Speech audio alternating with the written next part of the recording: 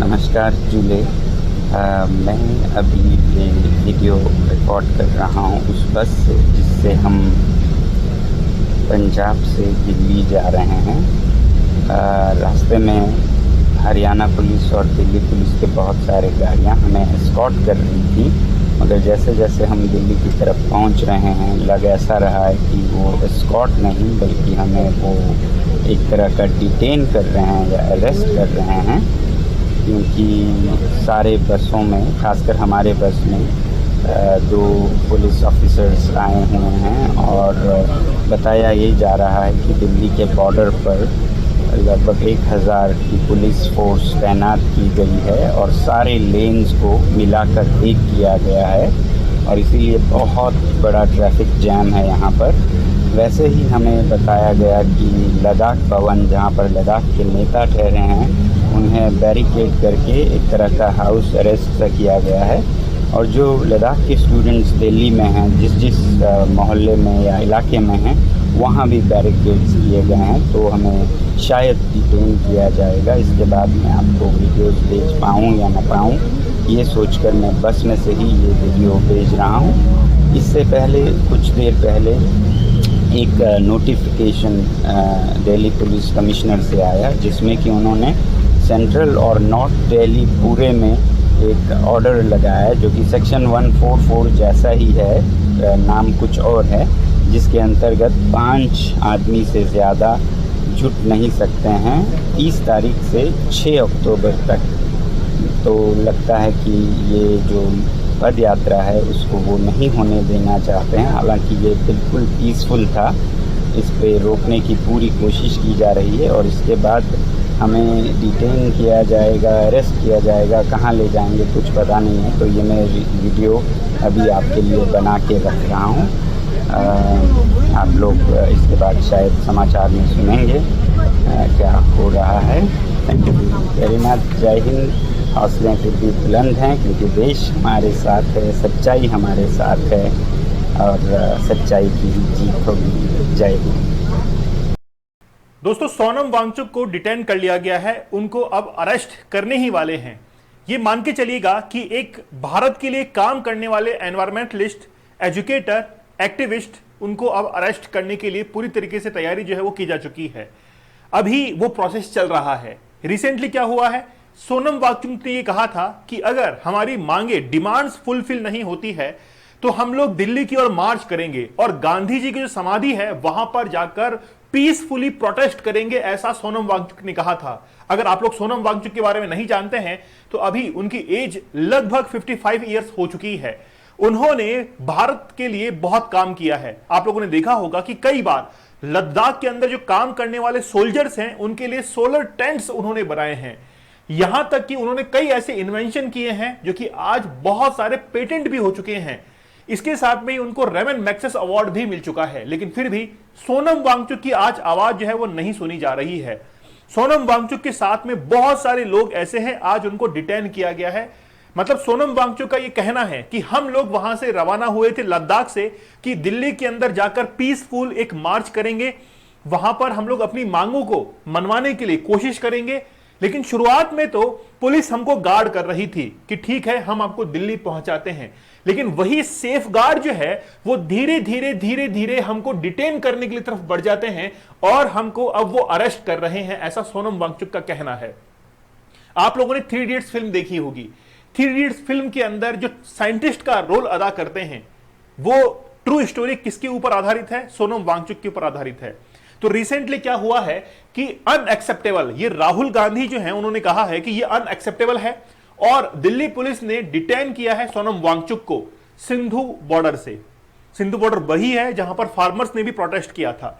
लेकिन बात यहां पर यह है कि आखिरकार सोनम वांगचुक को डिटेन क्यों किया जा रहा है। राहुल गांधी का यह ट्वीट है कि पीसफुल मार्च के लिए वो बढ़ रहे थे और फिर उनको डिटेन किया चुका है। और इसी के ट्वीट के जवाब में जो है वो यहां पर सोनम वांगचुक ने ऑलरेडी कह दिया था कि हम लोग, ये वीडियो मैं आप लोगों को इस लेक्चर के एंड में भी ऐड कर दूंगा, शुरुआत में कुछ दिखाया गया है, लास्ट में मैं इसको ऐड कर दूंगा।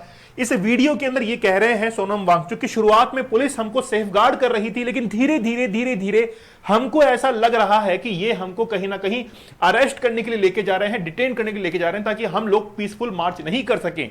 और इन्होंने क्या कहा, I am being detained along with 150 padyatris at Delhi border, मतलब लगभग 150 लोग ये हैं। और ये बताया जा रहा है कि शुरुआत के अंदर तो पुलिस फोर्स जो थी वो हंड्रेड्स के आसपास में थी, लेकिन अब 1000 तक बढ़ चुकी है। Many elderly man and women, यानी कि लगभग 80 साल के जो व्यक्ति हैं वो भी इसके अंदर शामिल हैं, एंड फ्यू डजन आर्मी वेटरनर्स, और फेट इज अननोन।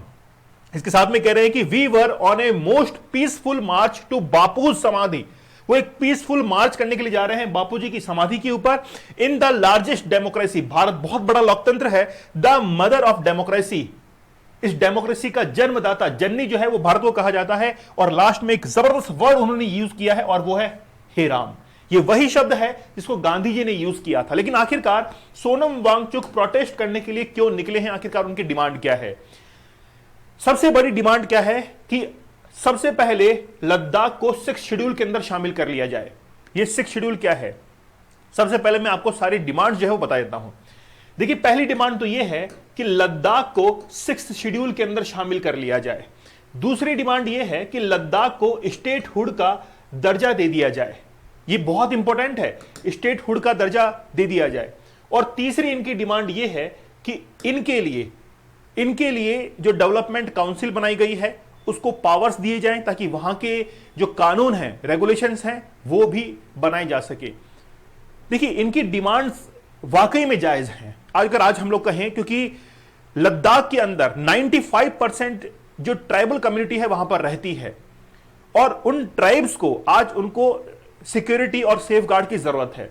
अब major demand is for Ladakh to be include in 6 schedule. तो 6 शेड्यूल क्या कहती है पहले वो सुनिए। हमारे इंडियन कॉन्स्टिट्यूशन के अंदर कुल 12 शेड्यूल्स हैं, उनमें से 5वीं और 6ठी शेड्यूल ये कहती है कि जितने भी इंडिया के अंदर ट्राइबल एरियाज हैं उनको सेफगार्ड करेगी Indian government through power of president, ये लिखा हुआ है।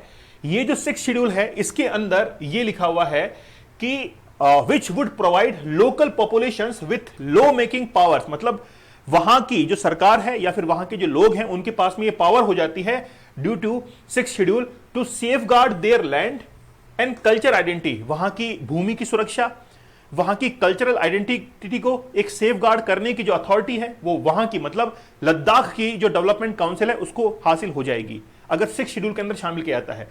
लेकिन क्या 6 शेड्यूल के अंदर और भी कई स्टेट शामिल हैं? नॉर्थ ईस्ट के जो स्टेट्स इसके अंदर शामिल हैं वो हैं मिजोरम, त्रिपुरा, असम और मणिपुर, ऐसे कई सारे उनके जो रीजन्स हैं वो भी इसके अंदर शामिल है।